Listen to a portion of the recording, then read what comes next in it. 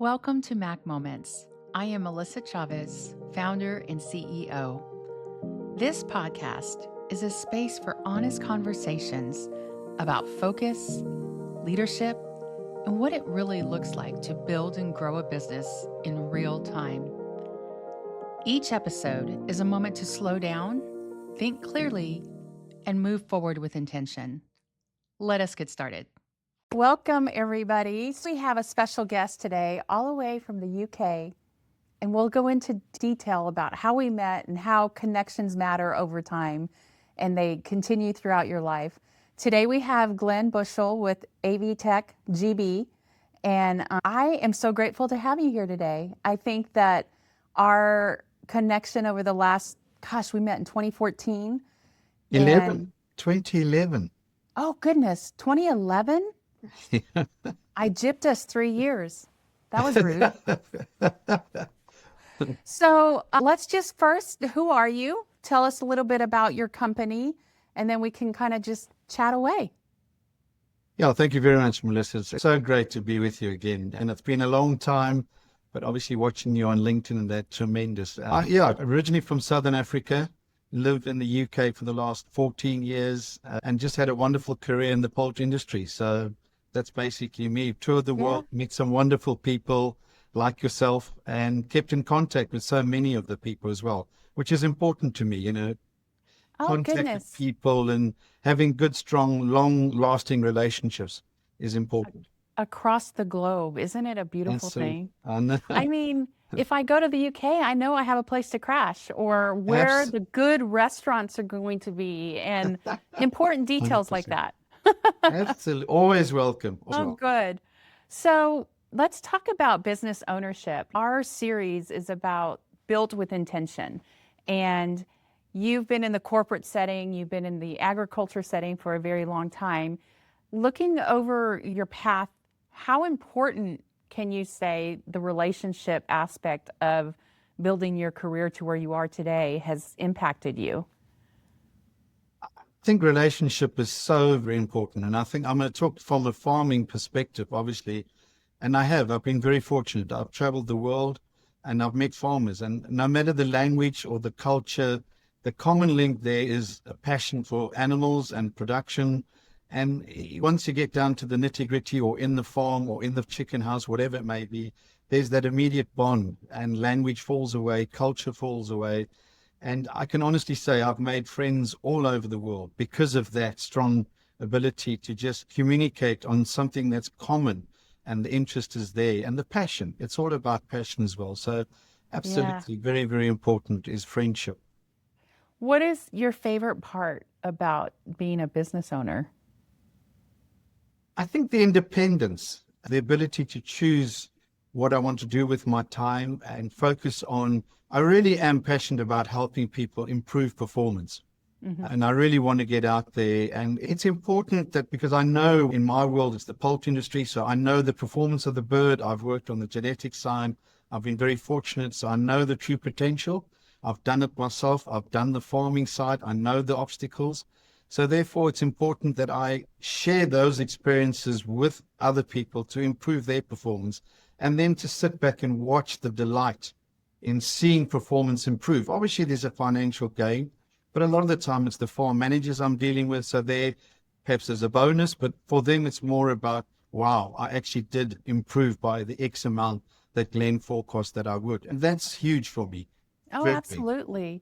I think that's one of the things, a lot of why people go into business for themselves is because they want to bring value to other people. And what's so hard, you kind of alluded to the fact, like, obviously you're going to be compensated. And I think one of the most challenging things I've had as a business owner is, yes, I want to bring value. Yes, I want to provide you with my experience and my knowledge, but it's not bad to be compensated for that. You think about your career throughout your life, you've gained all of this experience and knowledge, and now you can share it with somebody. But there's nothing wrong with being compensated for it, is there? No, not at all. Not at all. It's obviously, it's the bonus part, isn't it? It is nice to be compensated. I think the important thing as well is being called back again, or to keep the community. Obviously, once performance is reached, I do understand. Thank you, Glenn. You've done your part. And then I've sourced out somebody else to try and help. And I think that's also challenging as well. But I just wanted to say that because of my travel and my career, what I've learned, yes, I've done the farming side myself, but I've learned from other very good stockmen how to do things. And I am very grateful for that. When I left Abidjan, I used to work for a company called Abidjan. I made that very clear to everybody that, yes, I may have a lot of knowledge and a lot of experience, but I've gained that from a lot of very good stockmen around the world, people that have taught me how to grow the birds better as well. So that's also a huge advantage. It's not just Glenn speaking, but it's Glenn from other people's experience speaking as well. And I think absolutely. that's important. Well, and there are also continued resources for you throughout. You might come across a situation in a hen house that you've not experienced, which is not likely because you've been in it for a while, or something new comes about. You have these great relationships that you've established that you can have a conversation and say, what's the best approach from your perspective with this data? Let's talk a little bit about data. In the poultry world, it is insane because I used to be in the poultry world as well, and I was amazed at all of the data that people would gather on a chicken. And I'm not wanting to make this podcast about chicken, but the importance of data. So you have data for your clients and explaining to them why they need to do something, but you also have data for your business. How many people do I need to reach out to make sure that we have payroll or anything like that? Let's just talk a little bit about the importance of data in your world. I think for me, the most important thing about data is accuracy. Mm-hmm. So if it's good, accurate data, we can work on solving an issue or a problem. And too much information, and especially if it's incorrect information, can lead you down the wrong path. And then you're not going to solve the problem. So for me, if I'm looking at any data, it's got to be accurate data. And I take that really seriously, that we make sure that the numbers look right, or what I'm interpreting from the data is possible, that it can perform that way. So I think honesty and accurate data is what I always ask for. Then I can move forward. And I think because of my experience, I can quite quickly pick up when I can see the data doesn't look right. It doesn't work that way in real life, because I know what it should look like. And if it is odd looking and we do investigate it, that's great. As long as it's honest, then we can work through it and make sure that we correct it. So yeah, I always look at honest and accurate data is very important. But yes, I think going forward, data is going to be so important because we can now collect so much information. As long as we're interpreting that information and it's useful information, it's fine. There is a lot of fluffy stuff on the outside that is not necessary, but obviously because of technology, you can just add all the different algorithms in, whatever you want. But I think you've got to source out what are the important ones to be able to make accurate decisions, for sure. Oh, absolutely. And sourcing, no matter what business you're in, there are so many companies that help with technology for your industry, or in our industry in marketing, there's so many available to us. And again, the data has to be accurate. You find a CRM or I'm sure there's a special poultry source data component thing that you have. Obviously, that's not the proper term, but how do you go about determining what platforms or what technology components are going to complement your services? What kind of research do you do to find the best fit for you and your clients?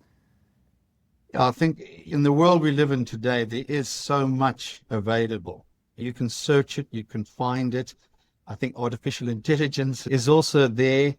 But I honestly feel that in my world, it's also about, is it possible? Is that accurate? Is it artificial or is it actual?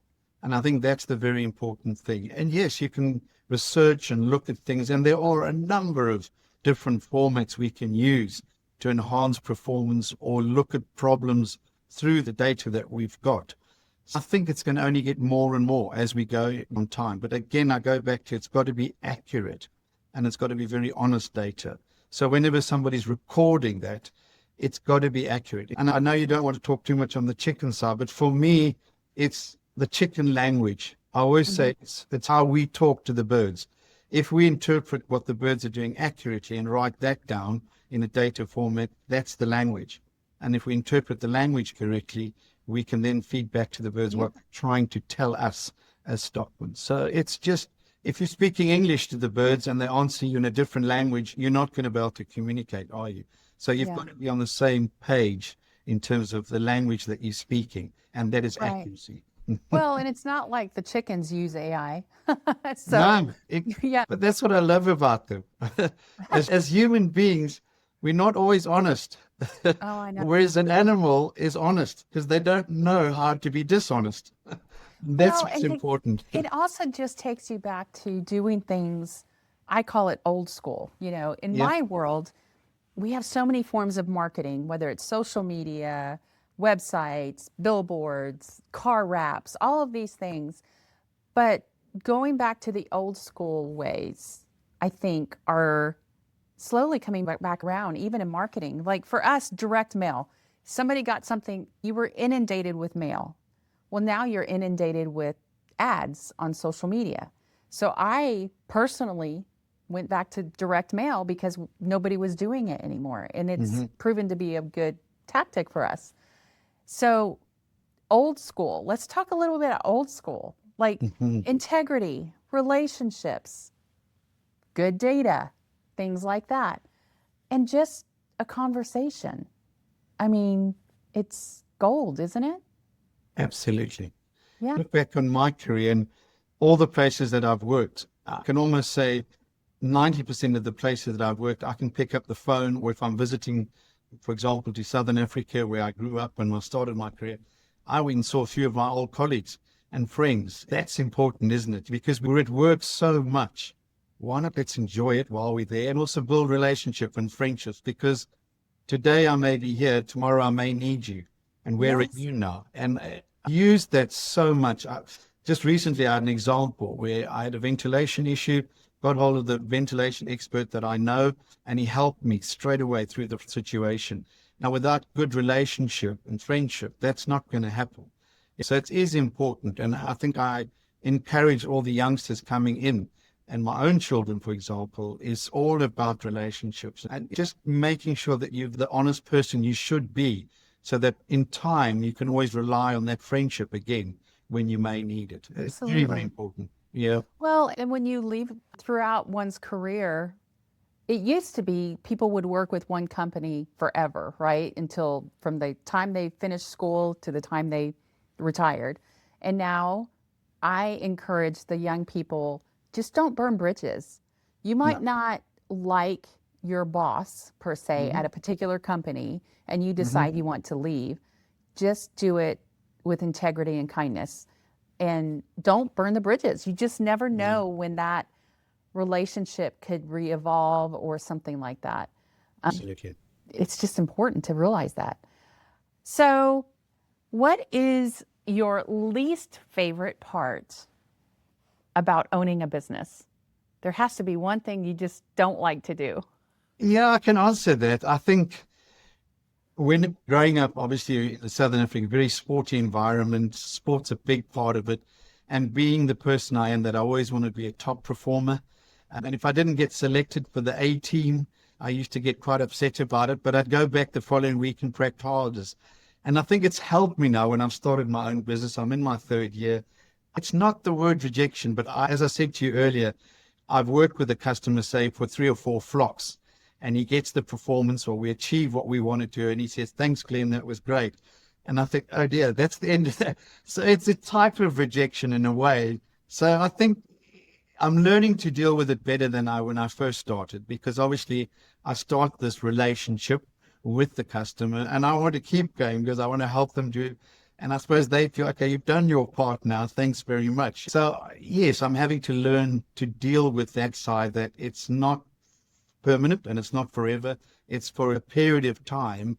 And then that encouraged me to source other alternative customers to deal with. So that's probably the part, although I'm starting to get my head around it. And honestly, I'm enjoying that part of it, but accepting it, that that's Yes. part of the job. And then obviously the challenge is to find other customers, which is great. Yeah. More relationships. So it's a good thing. Absolutely. Yeah. And I know whenever I leave there, it's on good terms. So in a year's time, and it's happened already, a year's gone by and I get the phone call and the particular customer says, can you come back again? We need to have a look at something else. And then I think, that's it, isn't it? That's what I really enjoy a lot, is that side of it. So you have a service and it's a limited time. They get the results. You've solved the problem. And so it's going to the next person. So have you considered as a business owner offering an additional service for them or for other clients as well that you could manage that would align with what you do now?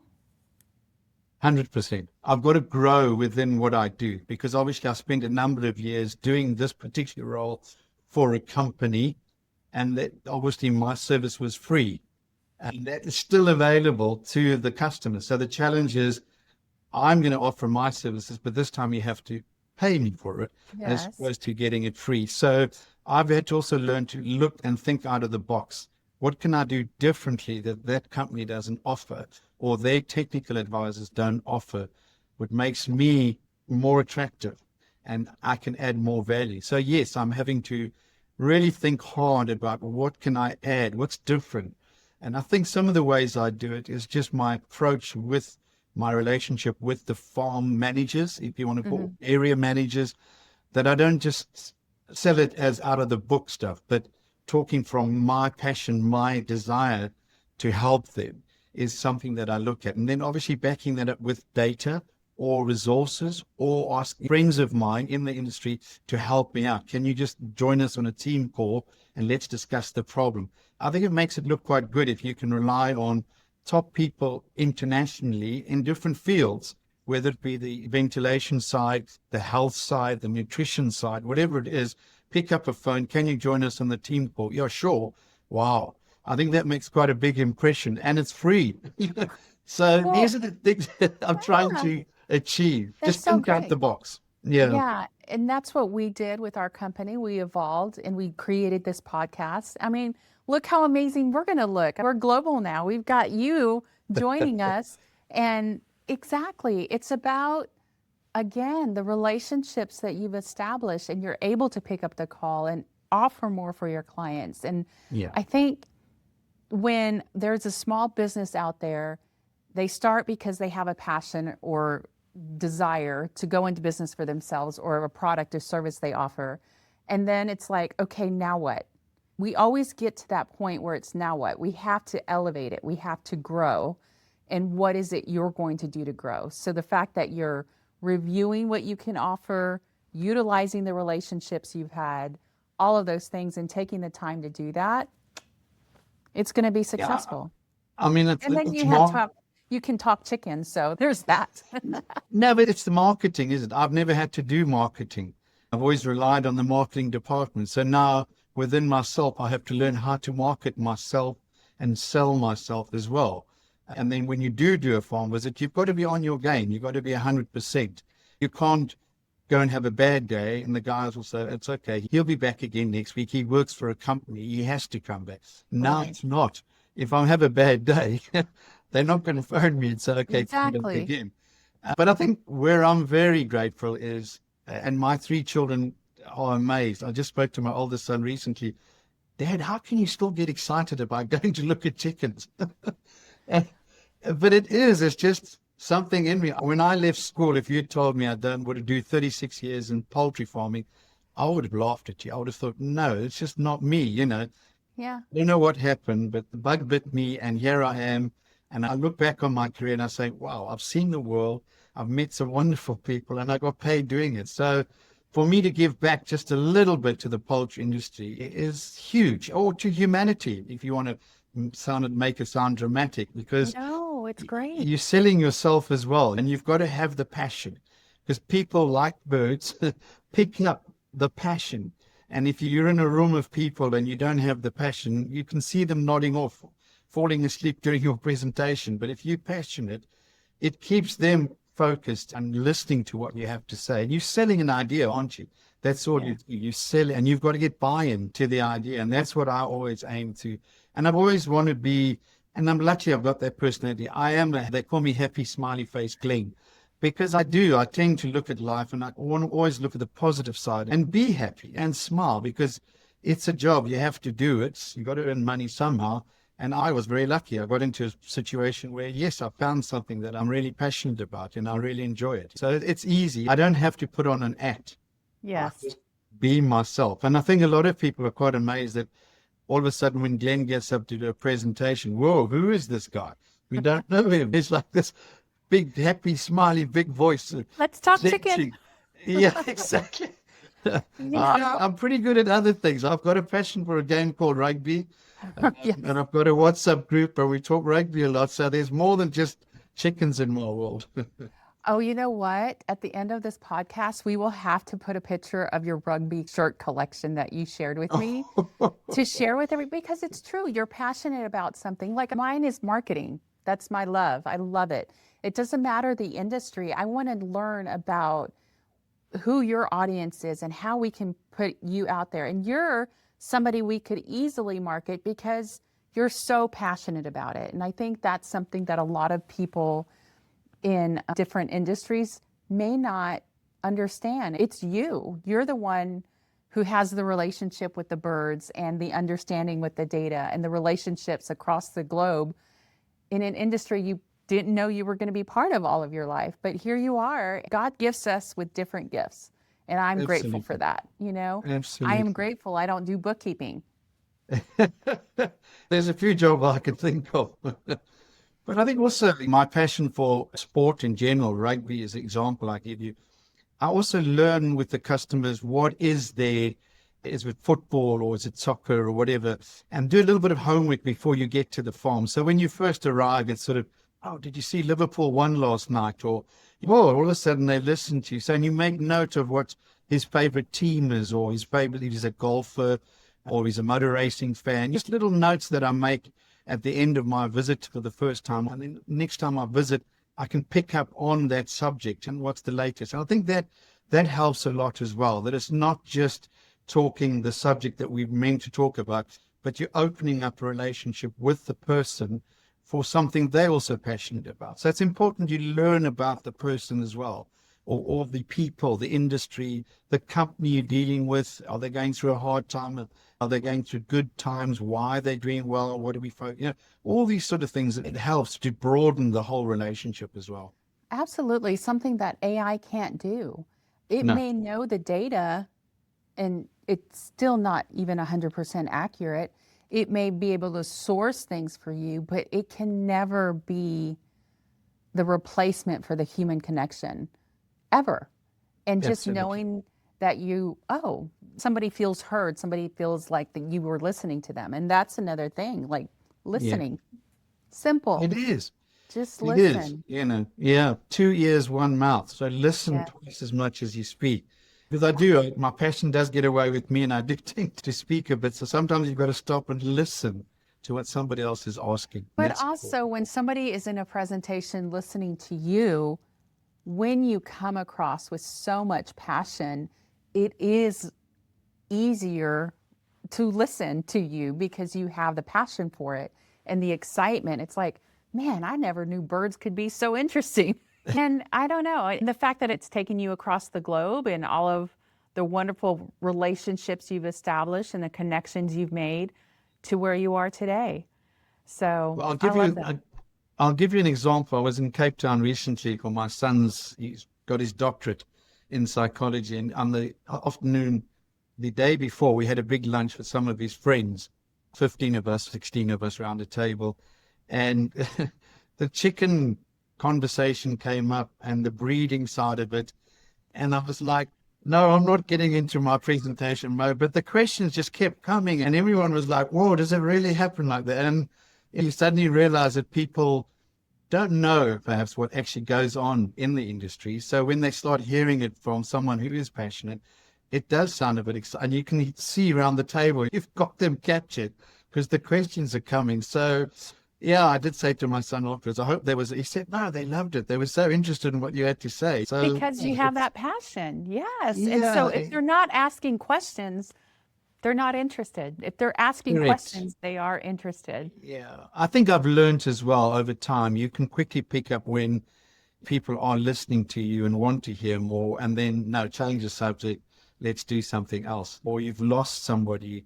It does happen on farms sometimes. You get 2 or 3 people in the group that are, and I like to try and identify them without being sort of making them feel awkward, but try and involve them more in whatever topic we're discussing and give them opportunity to ask a question. And you find, wow, all of a sudden they feel part of it and they feel like, wow, okay, he's looking at me and he wants me to answer that question. I think that's important as well, because one can, particularly in a presentation situation, if there's 30 in a room, you pick out 4 or 5 that are really focused on you, but it's the 4 or 5 that's not focused on you is more important to me. If I can win them over, then at the end of the I've done my role. And more, if I can get them to ask a question, wow, then I've really done well. Yes. So it's those sort of things. They're invested. They're vested by that point, and Yeah. yeah, they just get that. They're like in the club now, so to speak. Yeah. So Which is anyway, important. Absolutely. so what advice would you give to somebody who's thinking about starting a business? Sure. I think we keep using this word passion, don't we? But I think what's driven me to do it is I've had a fantastic career. I've been very fortunate. I've been very lucky. I've had to move a lot. I've had to live in different countries. But all in all, it's been very beneficial for me. So when I decided to do this on my own, it is scary. And you're thinking about, whoa, what's next? And also, I'm getting towards the sort of retirement stage. I don't want to admit it, but the way I feel now, I can go on for another 10 years doing this. I really do enjoy what I'm doing. I love the traveling. I thought I knew the UK well, but since I've been on my own, I've been places that I didn't know existed in Wales and Scotland. And yeah, I'm off to Edinburgh on Sunday. It's just, it is scary, but I think if you're confident enough and you have built up the relationships with companies or with private farmers, and then I think you've got the confidence to say, yeah, I think they will put their hands in their pocket and use my services. But I've got to be honest to myself and say, I've got to add a contribution. I'm not just going there to tick a box. I want to leave there knowing I have helped improve the performance or motivate the staff to enjoy what they're doing more. I think that's an important part of it as well. You said it just now, and I have met many farmers like that. They've lived on one farm all their life, and that's fine. That's what they want to do. But if you find that there's some people that are just seeing it as a job and going every day, and that's not farming. Farming's a way of life. And if I can motivate somebody to see my way of thinking about it, try different things on the farm, try this, make it more exciting, do little experiments and trials, nothing major, but just to make it a little bit more exciting. Then I think I've also helped somebody maybe stuck in a job that they don't really enjoy, but there is so much enjoyment in it. If you just look a little bit deeper and get over the negative side of it and look at the positive, it can be a fantastic career. Look at the career I've had. When I first started chickens, I said to my wife, this is crazy. There's 30,000 birds in one house. What am I going to do? But here's 36 years later, I look back and think, I wish I was starting all over again, because there's so much happening in the industry, and who knows what's going to happen in the next 36 years. It's so exciting to think what's happening. And I think that's important for youngsters to coming through as well.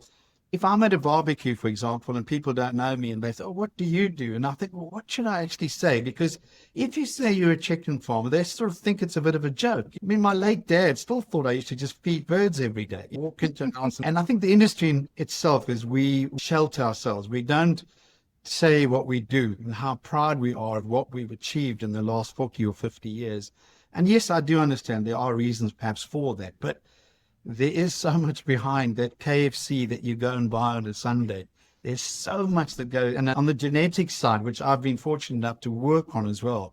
And it is an exciting industry for sure. And I think it's important. My role is to sell that to a lot of youngsters, because wherever I go in the world, it's people.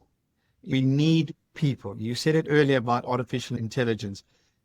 They cannot run our farms for us. At the end of the day, we still need stock people. We need people that can help motivate the birds to perform at their best. They need us. The birds need us, and we need them.